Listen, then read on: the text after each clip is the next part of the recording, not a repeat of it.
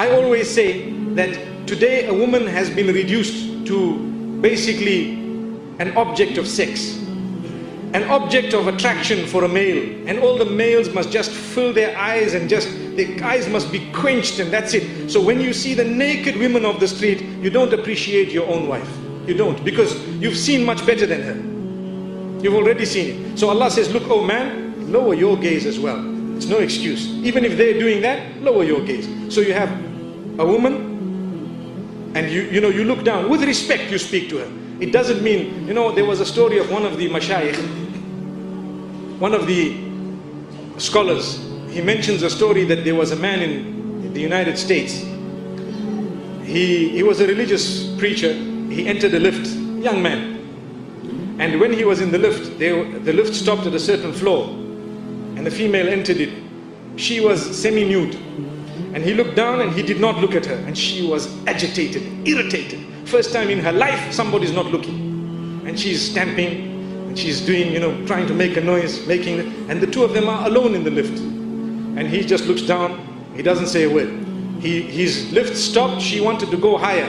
When he came out, she came out behind him. This is a true story. She came out behind him and she created a discussion. Hey, you know what? I'm very offended. Am I so bad, so dirty, so ugly that you couldn't even look? Now she's being honest. This is how the women have been trained, that you need to attract men at large.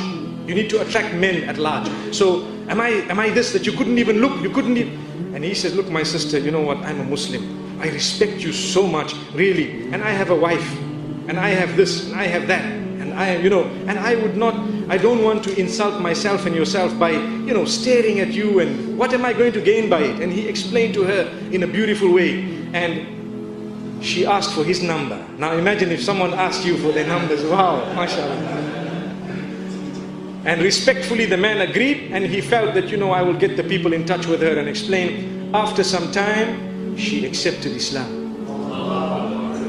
And she says, Islam has liberated me from being a person who cannot leave the home without half an hour in front of the mirror, without spending on different types of designer clothing, Islam has liberated me. I just put on a black cloak and I walk out. That's it. I just put on a cloak. And it doesn't have to be black, but the dark colors are better, because it makes you less conspicuous. Imagine you have the abayas which are pastel green and pastel orange. I don't think it would go down well. Subhanallah.